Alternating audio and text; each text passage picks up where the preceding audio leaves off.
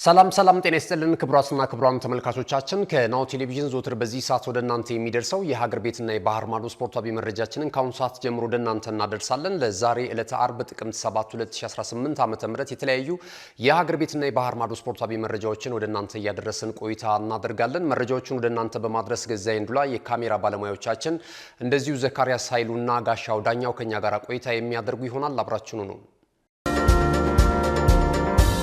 ወደ ቀዳሚው የሀገር ቤት ስፖርታዊ ዜናችን ስናልፍ የኢትዮጵያ ፕሪሚየር ሊግን ቀዳሚ እናደርጋለን። የኢትዮጵያ ፕሪሚየር ሊግ የ2018 አዲሱ የውድድር ዘመን በነገው ዕለት ጅማሮን ያደርጋል። በአዲስ አበባ ስቴዲየም እና እንደዚሁ በሐዋሳ ዩኒቨርሲቲ ስቴዲየም ነው ጨዋታዎች የሚደረጉት።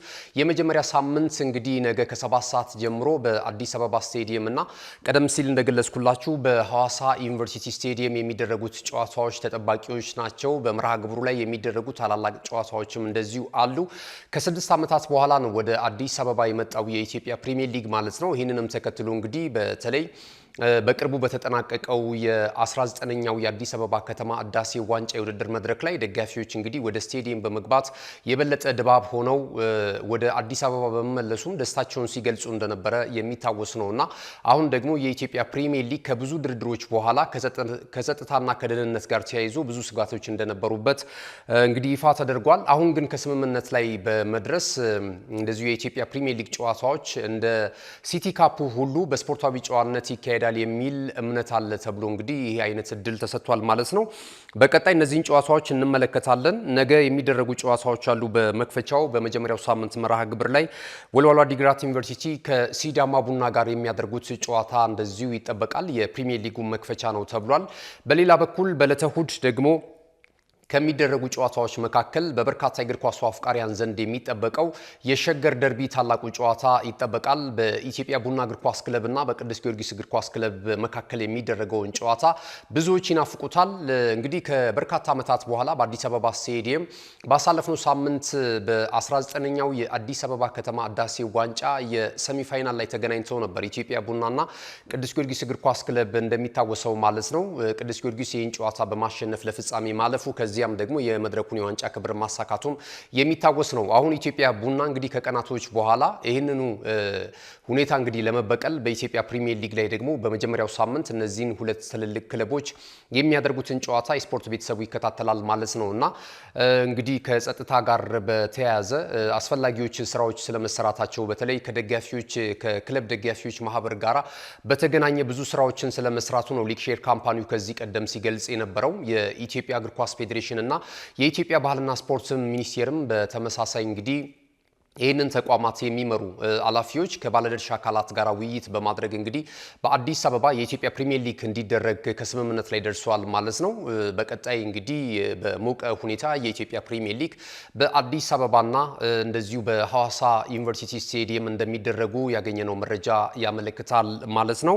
በ20 ክለቦች መካከል ነው የኢትዮጵያ ፕሪሚየር ሊግ የሚደረገው። ይሄ ደግሞ በኢትዮጵያ እግር ኳስ ታሪክ በተለይ በሊጉ ለመጀመሪያ ጊዜ ነው 20 ክለቦችን ሲያሳትፍ ማለት ነው። ያው ስፔሻል ኬዝ ነው ተብሏል። ለአለፉት 2 ዓመታት በኢትዮጵያ ፕሪሚየር ሊግ ወራጅ ክለቦችን አልተመለከትንም። ቀጣይም ምናልባት በዚሁ መልኩ ሊቀጥል ይችላልና ብዙ ትችቶችን እያስተናገደን የሚገኘው ከዚህ ጋር ማለት ነው። በኢትዮጵያ ፕሪሚየር ሊግ ወራጅ ከዚህ በኋላ ላይኖር ነው ወይ? ከታች የኢትዮጵያ ከፍተኛ ሊግ የሚያድጉ ክለቦችን እየጨመረ ቁጥሩን እያበዛ እንዳይሄድ እንግዲህ እየተሰጋ ነው የሚገኘው ማለት ነው። እነዚህን ጉዳዮች እየተመለከትን እንገኛለን። ሌላኛው የሀገር ቤት ስፖርታዊ መረጃችን የሚሆነው የቦክስ ስፖርትን ይመለከታል። የአዲስ አበባ ከተማ አስተዳደር የቦክስ ፌዴሬሽን ጠቅላላ ዓመታዊ ጉባኤውን እንደዚሁ አከናውኗል በትላንትናው ዕለት ተብሏል።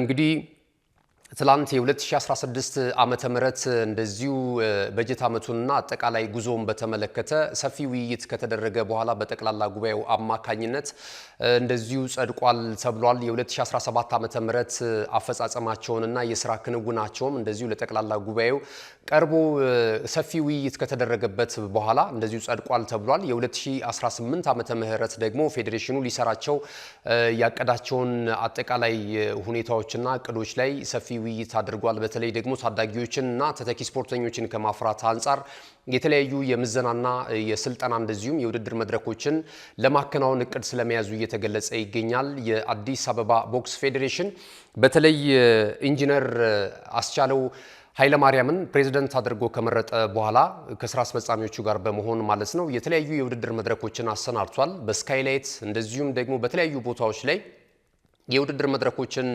በማከናወን ከክልል ጭምር የሚመጡትን በአዲስ አበባ ብቻ ሳይሆን ከክልል ጭምር የሚመጡትን ተወዳዳሪዎችን እንደዚሁ በማስተናገድ ያው የቦክስ ስፖርት ከቅርብ ዓመታት በኋላ የውድድር እድሎች እንደማያገኙ ነው እንግዲህ ስፖርተኞች ከናሁ ስፖርት ጋር በተለያዩ አጋጣሚ በሚያደርጓቸው ቃለ ምልልስ የሚገልጹትና ይህንን የውድድር መድረክ ለመጠቀም ከመላው ሀገሪቱ በሚባል ደረጃ እንግዲህ በተለይ በስካይላይት ሆቴል በተደረገው ውድድር ላይ የተለያዩ የግልና እንደዚሁ በክለብ የታቀፉ ተሳታፊያን ውድድራቸውን ሲያደርጉ ተመልክተናል። ዳጎስ ያለ የሽልማትም እንደዚሁ ሲበረከትላቸው ተመልክተናልና በተለይ እንግዲህ አዲሱ አመራር ከመጣ በኋላ የአዲስ አበባ ቦክስ ፌዴሬሽን በላቀ ከፍታ እየተመለከት ነው እንገኛለንና ኢንጂነር አስቻለው ኃይለ ማርያም ሌሎችም የፌዴሬሽኑ ስራ አስፈጻሚ ምክትል ፕሬዝዳንቱ እንደዚሁ ቃላሃብ በለጠ የጽህፈት ቤቱ ኃላፊ አቶ ግርማ ተስፋዬ ትላንትና እንግዲህ በጠቅላላ ጉባኤው ላይ በተለይ ፌዴሬሽኑ ያቀዳቸውን እቅዶች በቀጣይ የሚሰራቸውን ስራዎች በተመለከተ ሰፊ ማብራሪያ ሰጥተዋል ለጠቅላላ ጉባኤው ማለት ነውና ከስፖንሰርሺፕ ጋር በተያያዘ እንደዚሁ የገቢ ምንጫቸውን ለማስፋት የውድድር መድረኮችን ቀደም ሲል በቀጥታ ስርጭት ጭምር ነበረ ከዚህ ቀደም ውድድሮችን ሲያከናውኑ የተመለከትነው። ይሄ ደግሞ በኢትዮጵያ ቦክስ ፌዴሬሽን ጭምር እስካሁን ድረስ ያልተመለከትነው ነው። በቅርቡ እንግዲህ እዚህ አፍሪካ ህብረት ላይ በተደረገ አጠቃላይ የአፍሪካ የኮንፌዴሬሽን የቦክስ ኮንፌዴሬሽን ጠቅላላ ጉባኤ ተከናውኖ ምርጫ መከናወኑ የሚታወስ ነውና ኢትዮጵያዊው ባለሀብት አቶ ኢያሱ ወሰን የአፍሪካ የቦክስ ኮንፌዴሬሽን ፕሬዝዳንት ተደርገው መመረጣቸው የሚታወስ ነው። የኢትዮጵያ ቦክስ ፌዴሬሽን መሪ ናቸውና እኚህ መሪ ከመጡ በኋላ መነቃቃት ይኖራል የሚል በቦክስ ስፖርት ላይ ትልቅ ተስፋ ተጥሏል። በእርግጥ እሳቸውም አንዳንድ ነገሮች ላይ እንግዲህ ኢንቨስት እያደረጉ ነው የሚገኙት። በቅርቡ እንግዲህ የዞን 3 የአፍሪካ ቦክስ ሻምፒዮና የውድድር መድረክን ለማድረግ ወጣት ቦክሰኞችን ይዘው በራሳቸው ወጪ ወደ ኬንያ አምርተዋልና አሁን ውድድር እያከናወኑ ነው የሚገኙት። ይሄ በጣም አበረታች ነው። ግን ከመሰረተ ልማት ጋር በተያያዘ የስፖርት የስልጠና ማዕከላቶችን በማስፋፋት የውድድር መድረኮችን ከመፍጠር አንጻር ግን አሁንም ቃል የተገቡ ጉዳዮች እየተፈጸሙ እንዳልሆነ እየተመለከትን ነው የምንገኘው። እንግዲህ በቀጣይ የኢትዮጵያ ቦክስ ፌዴሬሽን በይበልጥ ደግሞ ከመዲናይቱ የአዲስ አበባ ቦክስ ፌዴሬሽን ጋር በጋራ በመሆን ደግሞ የተለያዩ ጥሩ ስራዎችን ይሰራሉ ብለን እንጠብቃለን ማለት ነው። በቦክስ ስፖርት ከዚህ ቀደም ትልልቅ ውጤቶችን ተመልክተናል።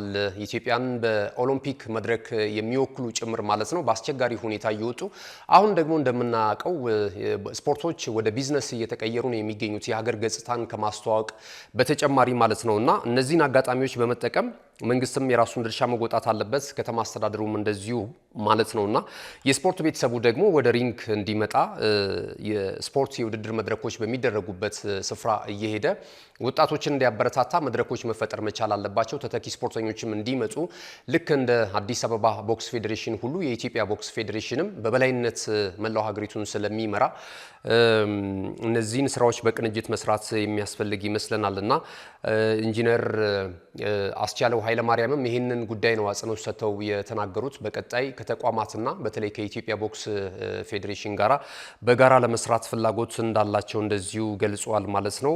በጠቅላላ ጉባኤው ላይ እንደዚህ ቁንጽል ሀሳቦችን እንግዲህ በዚህ መልኩ ወደ እናንተ አድርሰናል። ወደ ሌላኛው የሀገር ቤት ስፖርታዊ መረጃችን ስናልፍ ደግሞ ሹመት እናገኛለን። ኢትዮጵያዊቷ ኢንተርናሽናል ዳኛ ሊዲያ ታፈሰ እንደዚሁ በካፍ ስለመሾሟ እየተገለጸ ይገኛል። የካፍ ዳኞች ኮሚቴ አባል ሆና ተመርጣለች ተብሏል። አሁን የወጡት መረጃዎችና ካፍ ይፋ እንዳደረገው ከሆነ ማለት ነው።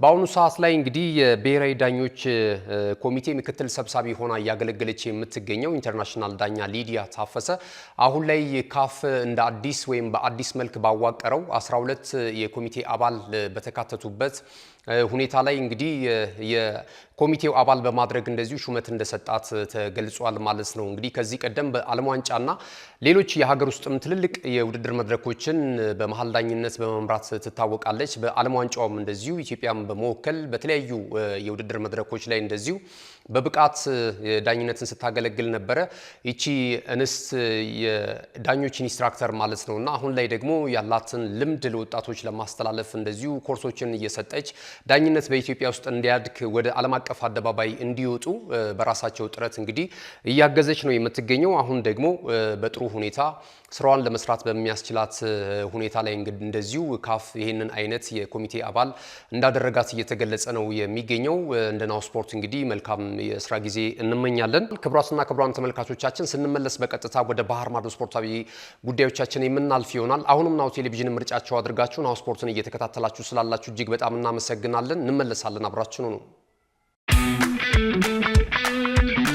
እነሆ የምስራች የ10 አየር መንገድ የበረራ ትኬት ለውድ ደንበኞቹ በተቀላጠፈና አስተማማኝ በሆነ መንገድ እያቀረበ ያለው በዚህም በደንበኞቹ የተመሰገነው ጉዞጎ አሁን ደግሞ ተደራሽነቱን በማስፋት ተጨማሪ ባንኮችን በማካተት ለውድ ደንበኞቹ የበለጠ አስተማማኝ ለመሆን ችሏል የጉዞጎን አፕሊኬሽን ከአፕ ስቶር ወይም ከፕላይ ስቶር በማውረድ የመነሻና የመድረሻ ከተማዎትን መርጠው ዋጋ አወዳድረው የሀገር ውስጥም ሆነ ዓለም አቀፍ በረራ ማድረግ ካሰቡ የበረራ ትኬቶን ክፍያ በአቅራቢያው በሚገኙ ባንኮች አንድም በአካል በመሄድ ወይም በኦንላይን የክፍያ አማራጮች ክፍያዎትን በመፈጸም የበረራ ትኬቶን በእጅ ያስገቡ ከዚህም በተጨማሪ እንደ ሁሉ ጊዜው ወደ ጉዞጎ የጥሪ ማዕከላችን 7473 በመደወል ከሙሉ የበረራ መረጃ ጋር የ24 ሰዓት የትኬት አገልግሎት ማግኘት እንደሚችሉ ስናበስሮ በታላቅ ደስታ ነው ለበረራው ጉዞጎ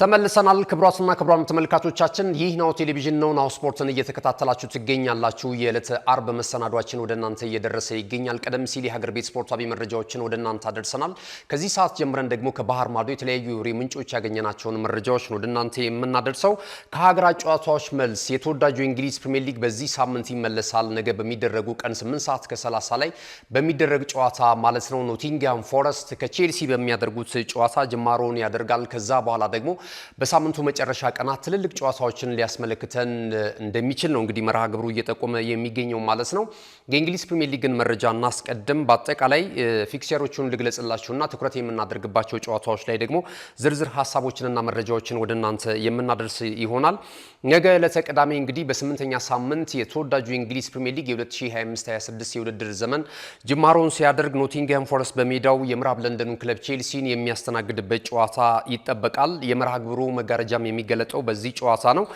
ይህ ጨዋታ ፍጻሜውን እንዳገኘ እንደዚሁ ቀን 11 ሰዓት ላይ በኩል ተመሳሳይ ጊዜ በርከት ያሉ ጨዋታዎች ይከናወናሉ ሰንደርላንድ እንደዚሁ በስታዲየም ኦፍ ላይት አዲስ አዳጊው ክለብ ወልቨርሃምፕተን ወንደረስን ይገጥማል በርንሌ ከሊድስ ዩናይትድ ሁለቱም አዳጊ ክለቦች ናቸው ከዛ ባለፈ የደቡብ ለንደኑ ክለብ ክሪስታል ፓላስ በሜዳው ሴለርስ ፓርክ ስቴዲየም በርንማውዝን ያስተናግዳል ብራይተን ከኒውካስል ዩናይትድ ጨዋታቸውን የሚያከናውኑ ነው የሚሆነው ማንቸስተር ሲቲ እንደዚሁ በሜዳው ኢታድ ስቴዲየም ኤቨርተንን የሚያስተናግድበት ጨዋታ ትልቅ ትኩረትን አግኝቷል ማንቸስተር ሲቲ በዚህ እንቅስቃሴ ላይ እንግዲህ በተለይ የበርካቶችን ቀልብ የሳበው የነበረው የቀድሞ የማንቸስተር ሲቲው ተጫዋች ጃክ ግሪሊሽ በጨዋታው እንቅስቃሴ ላይ ይሰለፋሉ የሚል ጥያቄዎች ሲነሱ ነበር ነገር ግን ማንቸስተር ሲቲ በዚህ ጨዋታ ላይ እንግዲህ ውሰቱል ስላቀና ወደ ኤቨርተን በዚህ ጨዋታ ላይ የማይሰለፍ ነው ያው እናት ክለቡን ስለማይገጥም ማለት ነውና ይሄንን እንቅስቃሴ የምናይበት ጨዋታ ነው ሌላው የሚጠበቀው ጨዋታ በለንደን ደርቢ እንደዚሁ ፉልሃም በሜዳው ክራቨን ኮቴጅ የሰሜን ለንደኑ ክለብ አርሰናልን የሚያስተናግድበትም ጨዋታ ይጠበቃል ይህ ጨዋታ ምሽት 1 ሰዓት ከ30 ላይ ይደረጋል እሁድ ሌላኛው የሰሜን ለንደኑ ክለብ ቶተንሃም ሆትስፐርስ እንደዚሁ ከአስተን ቪላ ጋር የሚያደርጉትም ጨዋታ ይጠበቃል የሳምንቱ ታላቁ ጨዋታ በዕለተ እሁድ እንደዚሁ ይደረጋል ሊቨርፑልን ከማንቸስተር ዩናይትድ ጋር የሚያገናኘው ጨዋታ ትልቅ ትኩረትን አግኝቷል 216ኛው የላንካሻየር ደርቢ ማለት ነው ትልቅ አንድምታን የያዘ ጨዋታ ነው በተለይ ደግሞ ለማንቸስተር ዩናይትድ ተከታታይ ድሉ ሆኖ ይመዘገባል በአሰልጣኝ ሮበን አሞሪም ስር ማለት ነው ሊቨርፑል ደግሞ ያለፉትን 3 ጨዋታዎች ተሸንፎ ነው ወደ ሀገራት ጨዋታ ተጫዋቾቹን የሸኘው ማለት ነው አርነ ስሎት ፋታ ወስደው ነው ይህን ጨዋታ የሚያከናውኑት በተለይ ደግሞ እጅግ በጣም ለተቃራኒ ተጋጣሚ ክለብ ተጫዋቾች ከባድ የሚባለው አንፊልድ ሮድ ስቴዲየም ላይ መደረጉ ደግሞ የበለጠ ሊቨርፑል ምናልባት ወደ አሸናፊነት የሚመለስበት ውጤት ይሆናል ተብሎ ነው እየተገመተ የሚገኘው ማለት ነውና ይህን ጨዋታ በርካቶች እየጠበቁት ይገኛሉ። የመርሃ ግብሩ የመጨረሻ ጨዋታ የሚደረገው በምስራቅ ለንደኑ ክለብ ዌስትሃም ዩናይትድ እና እንደዚሁ በብሬንፎርድ ሲቲ መካከል ሰኞ ምሽት በሚደረግ ጨዋታ ነው ማለት ነው። አሁን እንግዲህ በየጨዋታዎቹ ላይ ትኩረት የምናደርግባቸውን የጨዋታ ሁኔታዎች እንመልከት። የመጀመሪያው ትኩረታችንን የሚስበው በዚህ እንቅስቃሴ ላይ እንግዲህ አርሰናል ከሜዳው ውጪ አቅንቶ በክራቨን ኮቴጅ ፉልሃምን የሚገጥምበት ጨዋታ ነው። ፉልሃም እንግዲህ ከተከታታይ ሽንፈቶች በኋላ ወደ አሸናፊነት ለመምጣት ጨዋታውን የሚያደርግ ነው የሚሆነው። አርሰናል ደግሞ እንደዚሁ ድል አድርጎ ነበረ ወደ ሀገራት ጨዋታ የሄዱት ማለት ነው እና መሪ ስፍራ ላይ ተቀምጧል። በሀገራት ጨዋታዎች በኩል ደግሞ ተጫዋቾቹ በብሔራዊ ቡድን በነበራቸው ግልጋሎት አብዛኞቹ ውጤታማ ነበሩ ማለት ይቻላል። ለየሀገራቸው ጥሩ እንቅስቃሴ በማድረግ አጥቂዎቹ፣ የአማካኝ ስፍራ ተጫዋቾቹ ጎል ያስቆጠሩበት እንደዚሁም ደግሞ የተከላካይ ስፍራ ተጫዋቾቹም በጥሩ ጤንነት የተመለሱበትን ሂደት ተመልክተናልና አርሰናል መሪነቱን ለማጠናከር በተለይ ከሊቨርፑልና ማንቸስተር ዩናይትድ ቀድሞ ቅዳሜ ምሽት ጨዋታውን ስለሚያደርግ በሊቨርፑልና በአርሰናል መካከል የሚኖረው የነጥብ ልዩነት ወደ 4 ከፍ ብሎ ነው ሊቨርፑል ጨዋታውን የሚያደርገው ማለት ነውና አርሰናል ይህንን የስነ ልቦና ጫና ለማድረግ እንግዲህ የግዴታ ፉልሃምን ማሸነፍ ይጠበቅበታል ማለት ነውና በዚህ እንቅስቃሴ ላይ ተጫዋቾችን እንመለከታለን። እንግዲህ በየሀገራት የጨዋታዎች ላይ ቀደም ሲል እንደገለጽኩላችሁ እንደነ ሚካኤል ሜሪኒዮ፣ ኤታን ንዋኔሪና ኤቤሬቺ ኤዜ ማርቲን ኦዲጋርድን ቦታ ምናልባት ከሶስት አንዳቸው ሊሸፍኑ የሚችሉበት እድል እንዳለ ነው እየተገለጸ የሚገኘው። የአርቴታ ውሳኔ ብቻ ነው የሚጠበቀው። ሶስቱም በጥሩ ሁኔታ ላይ ነው የሚገኙት።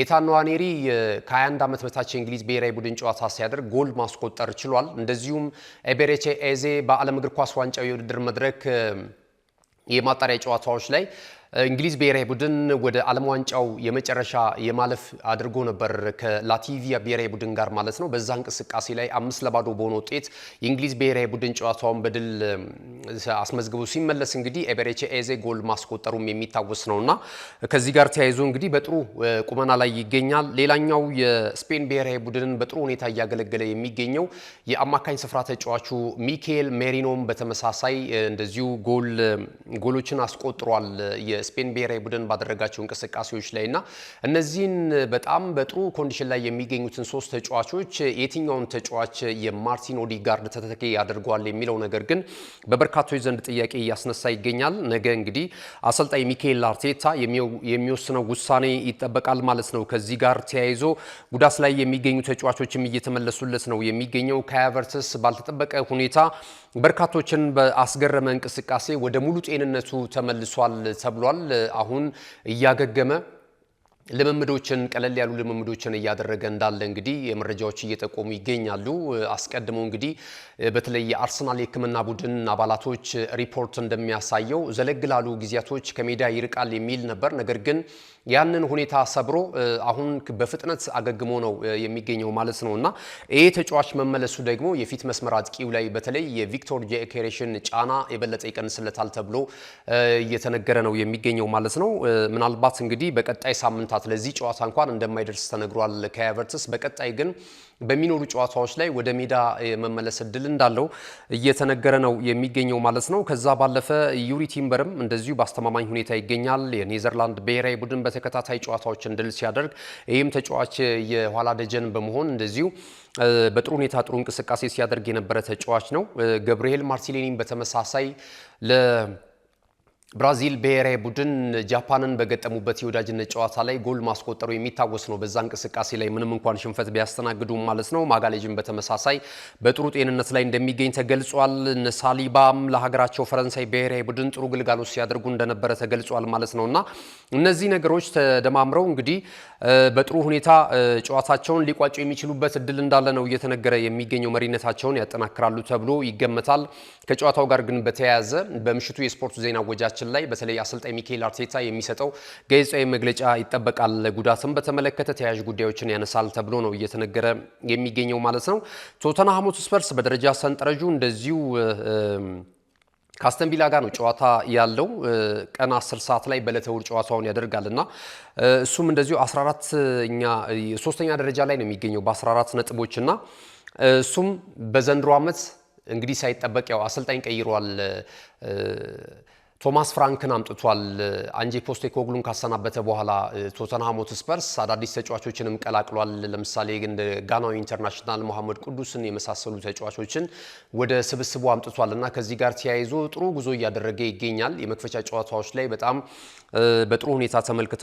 ማንቸስተር ሲቲን ያሸነፈበትን እንቅስቃሴ እናስታውሳለንና ከዚህ ጋር ተያይዞ እንግዲህ አስተን ቪላ ነው የሚገጥመው። አስተን ቪላ አጀማመራቸው ጥሩ አልነበረም። ነገር ግን አሁን ደግሞ በሂደት የአሰልጣኝ ዩናይ ኤምሬ ቡድን እየተሻሻለ መጥቷልና ከዚህ ጋር ተያይዞ እንግዲህ ከባድ ፍልሚያ ሊያደርጉ እንደሚችሉ እየተነገረ ነው የሚገኘው ማለት ነው።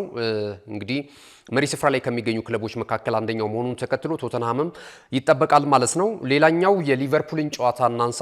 ሊቨርፑል በሜዳው አንፊልድ ሮድ ማንቸስተር ዩናይትድን የሚያስተናግድበት የላንክሻየር ደርቢ የሳምንቱ ታላቁ ጨዋታ ነው። ይህ ጨዋታ ደግሞ በደረጃ ሰንጠረዡ ላይም ለውጥ ሊያመጣ እንደሚችል ነው እየተነገረ የሚገኘው። ሁለቱ ክለቦች ከዚህ ቀደም እንግዲህ 215 ጊዜ ተገናኝተዋል። ለማንቸስተር ዩናይትድ 83ቱን ጨዋታ በማሸነፍ ይመራል ማለት ነው።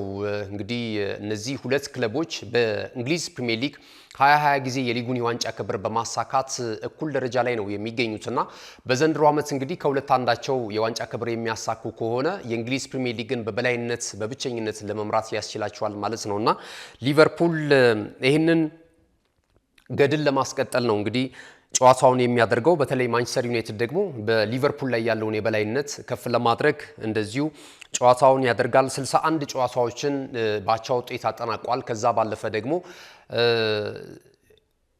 ሊቨርፑል ያሸነፋቸው የጨዋታ ሂደቶች ደግሞ 73 ሆነው ተመዝግበዋል ማለት ነውና አሁን በ216ኛው የላንክሻየር ግንኙነታቸው ይህንን የደርቢ ፍልሚያ ደግሞ የትኛው ቡድን ሊያሸንፍ ይችላል እጅግ በጣም ተጠባቂ ነው። ከዚህ ቀደም የተለያዩ ውጤቶች ተመዝግበዋል። ለምሳሌ 7-0 በሆነ ውጤት ሊቨርፑል ያሸነፈበት ድሉ እንደዚሁ የሚታወስ ነው። በማንቸስተር ዩናይትድ የእግር ኳስ ታሪክ ከሊቨርፑል ጋር ባላቸው ግንኙነት መጥፎ ጠባሳ ተደርጎ እንደዚሁ የተያዘበትን ሂደት እናስታውሳለን ማለት ነው። ይህንን ተመልክተናል። ማንቸስተር ዩናይትድ በጥሩ መሻሻል ላይ ነው የሚገኘው ማለት ይቻላል። በተለይ ያለፉትን ጨዋታዎች ከተመለከትን በእንቅስቃሴ ደረጃ ጥሩ ነው።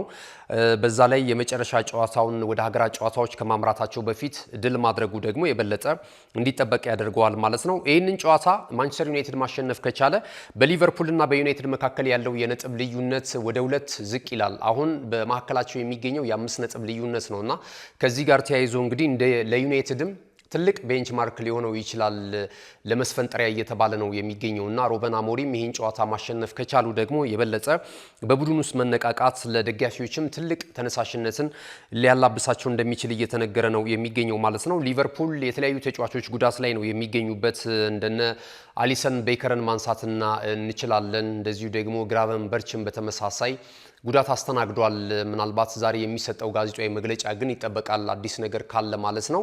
እነዚህን ሁኔታዎች ተመልክተናል በሊቨርፑልና በማንቸስተር ዩናይትድ መካከል። እናንተም እንግዲህ በዚህ ጨዋታ ላይ ግምታችሁን ልታደርሱን ትችላላችሁ። የተለያዩ እንግዲህ የሞባይል ካርድ ሽልማት ደግሞ ናሁ ስፖርት ወደ እናንተ የሚያደርስ ይሆናል። ትክክለኛ ግምታቸውን ለሚያደርሱን ተመልካቾቻችን ማለት ነው። ሊቨርፑልና ማንቸስተር ዩናይትድ የሚያደርጉትን ተጠባቂ ጨዋታ የትኛው ቡድን በአሸናፊነት ያጠናቅቃል፣ ስንት ለስንት ይጠናቀቃል፣ ይህንን ግምታችሁን እንድታደርሱን እንጋብዛችኋለን። እነዚህን ይመስላሉ እንግዲህ የፕሪሚየር ሊጉን መርሃ ግብር በተመለከተ ያለን መረጃ። አርሰናል በ16 ነጥቦች በቀዳሚነት ይመራል። ሊቨርፑል በ1 ነጥብ ዝቅ ብሎ በ15 ነጥቦች ሁለተኛ ደረጃ ላይ ተቀምጧል። ቶተንሃም ሆትስፐርስና እንደዚሁ ደግሞ በርንማውዝ እኩል 14 ነጥቦችን ይዘው በጎል ክፍያ በመበላለጥ ሶስተኛና አራተኛ ደረጃ ላይ ነው የሚገኙት። ማንቸስተር ሲቲ እንደዚሁ በ13 ነጥብ 5ኛ ደረጃ ላይ ተቀምጧል። ክሪስታል ፓላስ 12 ነጥብ አለው 6ኛ ደረጃ ላይ ተቀምጧል። ኤርሊንግ ብራውት ሃላንድ ደግሞ እንደዚሁ ከማንቸስተር ሲቲ የሊጉን የከፍተኛ ጎል አስቆጣሪነት ትራክ በቀዳሚነት እየመራ ይገኛል ማለት ነው። ወደ ሌላ መረጃችን እንለፍ። ወደ ስፔን ላሊጋ ደግሞ ስናልፍ እንደዚሁ የስፔን ላሊጋ ቀጣይ ሳምንት መርሃ ግብር ጨዋታዎች እንደዚሁ የሚከናወኑ ነው የሚሆነው ከዛሬ ጀምረው ይደረጋሉ። ዛሬ አዲስ አዳጊው ክለብ ኦቪዲዮ እንደዚሁ ከኤስፓኞል በሚያደርጉት ጨዋታ ምሽት 4 ሰዓት ላይ ጅማሮውን ያደርጋል። ነገና ከነገ በስቲያ የሚጠበቁ ጨዋታዎች ይደረጋሉ። በተለይ መሪ ስፍራ ላይ የሚገኙት ሪያል ማድሪድ እና ባርሰሎና ከተጋጣሚዎቻቸው ጋር የሚያደርጉት ጨዋታ ይጠበቃል። ነገ ባርሰሎና ጨዋታ አለው በሜዳው የካታሎናው ክለብ ጂሮናን ነው የሚያስተናግደው። ቀን 11 ሰዓት ከ15 ሲል ይህ ተጠባቂ ጨዋታ ጅማሮውን ያደርጋል። በዕለተ እሁድ እንደዚሁ የሊጉ ወይም የላሊጋው መሪ ሪያል ማድሪድ ከሜዳ ውጪ ተጉዞ ኤታፌን የሚያስተናግድበት ጨዋታ በዕለተ እሁድ ምሽት 4 ሰዓት ላይ የሚደረግ ነው የሚሆነው። ይህንን የላሊጋውን የደረጃ ሰንጠረዥ 21 ነጥቦችን የሰበሰበው ሪያል ማድሪድ በቀዳሚነት ይመራል። 19 ነጥቦች ያሉት ደግሞ እንደዚሁ ባርሰሎና ሁለተኛ ደረጃ ላይ ተቀምጧል ማለት ነው። የስፔን ላሊጋም በጣም በጥሩ ሁኔታ በጥሩ ፍክክር ተሞልቶ እየተመለከትነው እንገኛለን። በተለይ ባርሰሎና ያለፉትን ጨዋታዎች ሽንፈት ማስተናገዱን ተከትሎ በፒኤስጂ በአውሮፓ ቻምፒየንስ ሊግ የውድድር መድረክ ሽንፈት ማስተናገዱ የሚታወስ ነው። ከዛ ባለፈ ደግሞ በላሊጋው እንደዚሁ በሴቪያ ባልተጠበቀ ሁኔታ 4-1 በሆነ ውጤት እንደዚሁ ተሸንፏልና አሁን ወደ አሸናፊነት ለመመለስ አሰልጣኝ ሃንስ ፍሊክ በዚህ እንቅስቃሴ ላይ ወደ አሸናፊነት ይመጣሉ ተብሎ ይጠበቃል። ያው ቀጣይ ሳምንት ደግሞ እንደሚታወቀው በጣም ተጠባቂው ኤል ክላሲኮ ደርቢ ከሪያል ማድሪድ ጋር ጨዋታ አላቸውና ከዛ ጨዋታ አስቀድሞ ደግሞ በቡድን ውስጥ ጥሩ ተነሳሽነትን ለመገንባት እንደዚህ መሰል ጨዋታዎችን ማሸነፍ ይጠበቅባቸዋል ማለት ነው። ወደ ሌሎች አጫጭር ስፖርታዊ መረጃዎቻችን በቀጣይነት የምናልፍ ይሆናል። አሁንም ቆይታችሁን ከኛ ጋር አድርጉ። እነሆ የምስራች! የ10 አየር መንገድ የበረራ ትኬት ለውድ ደንበኞቹ በተቀላጠፈና አስተማማኝ በሆነ መንገድ እያቀረበ ያለው። በዚህም በደንበኞቹ የተመሰገነው ጉዞጎ አሁን ደግሞ ተደራሽነቱን በማስፋት ተጨማሪ ባንኮችን በማካተት ለውድ ደንበኞቹ የበለጠ አስተማማኝ ለመሆን ችሏል። የጉዞጎን አፕሊኬሽን ከአፕ ስቶር ወይም ከፕላይ ስቶር በማውረድ የመነሻና የመድረሻ ከተማዎትን መርጠው ዋጋ አወዳድረው የሀገር ውስጥም ሆነ ዓለም አቀፍ በረራ ማድረግ ካሰቡ የበረራ ትኬቶን ክፍያ በአቅራቢያው በሚገኙ ባንኮች አንድም በአካል በመሄድ ወይም በኦንላይን የክፍያ አማራጮች ክፍያዎትን በመፈጸም የበረራ ትኬቶን በእጅ ያስገቡ። ከዚህም በተጨማሪ እንደ ሁል ጊዜው ወደ ጉዞጎ የጥሪ ማዕከላችን 7473 በመደወል ከሙሉ የበረራ መረጃ ጋር የ24 ሰዓት የትኬት አገልግሎት ማግኘት እንደሚችሉ ስናበስሮ በታላቅ ደስታ ነው። ለበረራዎ ጉዞጎ። ክቡራትና ክቡራን ተመልካቾቻችን በመጨረሻም አጫጭር ስፖርታዊ መረጃዎችን ወደ እናንተ እናደርሳለን። ይህንን ቀዳሚ እናደርጋለን። ፎርብስ መጽሔት እንግዲህ በጣም ታዋቂ ነው። የሴሌብሪቲ ጉዳዮችን አንዳንድ እንግዲህ ራንክ እንደዚሁ ይፋ ያደርጋል። አሁን ላይ ደግሞ በዓለም ከፍተኛ ክፍያ የሚከፈሉት የእግር ኳሰኞችን ደረጃ እንደዚሁ ይፋ አድርጓል። ፖርቹጋላዊው ኢንተርናሽናል ክርስቲያኖ ሮናልዶ በዓመት የሚያገኘውን ገቢ ቀዳሚ አድርጎታል። ክርስቲያኖ ሮናልዶ እንግዲህ በቅርቡ ቢሊዮነር እግር ኳሰኛ እንደሆነ የሚያሳዩ መረጃዎች መውጣታቸው የሚታወስ ነው። ወደ 1.4 ቢሊዮን ዶላር የተጣራ ገንዘብ አለው በሚል ማለት ነው። የመጀመሪያውም እግር ኳሰኛ ተጫዋች የሆነበትን ሁኔታ ተመልክተናል። አሁን ደግሞ እንደ ፎርብስ ዘገባ ከሆነ በዓመት ከፍተኛ ክፍያ ከሚያገኙ የዓለማችን ውድ ተጫዋቾች መካከል አንደኛ ደረጃ ላይ ያስቀምጦታል። ክርስቲያኖ ሮናልዶ 239 ሚሊዮን ዩሮ በዓመት ያገኛል ተብሏልና ይሄ እንግዲህ ከነ ሊዮኔል አንድሬስ ሜሲን ከመሳሰሉ ትልልቅ ተጫዋቾች በቀዳሚነት ያስቀመጠበትን ሂደት ነው እየተመለከትን የምንገኘው። ሁለተኛ ደረጃ ላይ የሚገኘው ያው ሁልጊዜም ክርስቲያኖ ሮናልዶ ሲነሳ ደግሞ ሊዮኔል አንድሬስ ሜሲ አብሮ ይነሳል። ያለፉትን 20 ዓመታት በብቃት መጫወት የቻሉት እነዚህ ሁለት የሜዳ ላይ ኮከቦች እንግዲህ በተለያዩ አጋጣሚዎች ታሪኮቻቸው ተመሳሳይነት ያላቸው ናቸው። ትልቅ ተዝናኖትን ለእግር ኳስ ቤተሰቡ የሚያሳዩ ናቸው እንደየደረጃቸው ማለት ነውና ሊዮኔል አንድሬስ ሜሲ ደግሞ 111 ሚሊዮን ዩሮ በዓመት ያገኛል ተብሏል። አሁን እንግዲህ ለኢንተር ሚያሚ ነው ለአሜሪካው ክለብ እየተጫወተ የሚገኘው። ቀደም ሲል ደግሞ እንዳነሳውት ክርስቲያኖ ሮናልዶ እንደዚሁ በሳውዲ ፕሮ ሊግ ለአልናስር እግር ኳስ ክለብ እየተጫወተ ነው የሚገኘው። ሶስተኛ ደረጃ ላይ የሚገኘው በዚያው በሳውዲ ፕሮ ሊግ እየተጫወተ የሚገኘው እንደዚሁ ያሊታሃዱ የፊት መስመር ተጫዋች ካሪም ቤንዜማ ነው። ይህ ፈረንሳዊ ኢንተርናሽናል ደግሞ በዓመት የተጣራ 89 ሚሊዮን ዩሮ እንደሚያገኝ እንደዚሁ ፎርብስ ዘግቧል ማለት ነው። ተከታዮቹን ደረጃ የያዙት ክሊያም ባፔ፣ ኤርሊንግ ብራውት ሃላንድ፣ ቪኒ ጁኒየር እንደዚሁ መሐመድ ሳላ፣ ሳዲዮ ማኔ፣ ጆዲ ቤሊንግሃም እና ላሚን ያማል ሆኗል ማለት ነው። ላሚን ያማል ያው 10ኛ ደረጃ ላይ ነው የሚገኘው፣ ገና ወጣት ተጫዋች ነው። በአመት 37 ሚሊዮን ዩሮ ገቢ እንደሚያገኝ እንደዚሁ ፎርብስ ይፋ አድርጓል ማለት ነው። በእንግሊዝ ፕሪሚየር ሊግ የተመለከትናቸው ሁለት ተጫዋቾች ናቸው። ኤርሊንግ ብራውት ሃላንድ የማንቸስተር ሲቲው እና እንደዚሁ መሐመድ ሳላ የሊቨርፑል የፊት መስመር አጥቂ ናቸው። ሶስቱ ተጫዋቾች ደግሞ እንደተመለከትነው በተለይ ከሳውዲ ፕሮ ሊግ ነው ያው ከፍተኛ ክፍያ እንደሚያገኙ ይታወቃል። ክርስቲያኖ ሮናልዶ ከአልናስር፣ እንደዚሁ ካሪም ቤንዜማ ከአል ኢቲሃድ፣ ሳዲዮ ማኔ ከዚያው ከአልናስር ሆነዋል ማለት ነው። የስፔን ላሊጋ ላይም እንደዚሁ ሶስት ተጫዋቾችን ተመልክተናል። ጆዲ ቤሊንግሃም ከሪያል ማድሪድ፣ እንደዚሁም ደግሞ ቪኒ ጁኒየር ከሪያል ማድሪድ፣ በተመሳሳይ ክሊያም ምባፔም እንደዚሁ ከሪያል ማድሪድ ማለት ነው። እና እንግዲህ በአመት የሚያገኙት ገቢ ይሄ ነው ሲል ፎርብስ መጽሔት እንደዚሁ ይፋ ያደረገው መረጃ ያመለክታል ማለት ነው። ሌላ መረጃዎችን ስንመለከት እንደዚሁ ሊቨርፑልን ይመለከታል። ሊቨርፑል እንግዲህ በቀጣይ ለሽያጭ የሚቀርብ ከሆነ የተለያዩ ባለሀብቶች ይህንን ክለብ ለመግዛት ወይም ደግሞ ሼር ሆልደር ሆነው በመምጣት የክለቡ ባለቤት የሚያደርጋቸውን እንደዚሁ ገንዘብ ኢንቨስት ለማድረግ ዝግጁ ስለመሆናቸው እየተገለጸ ነው የሚገኘው።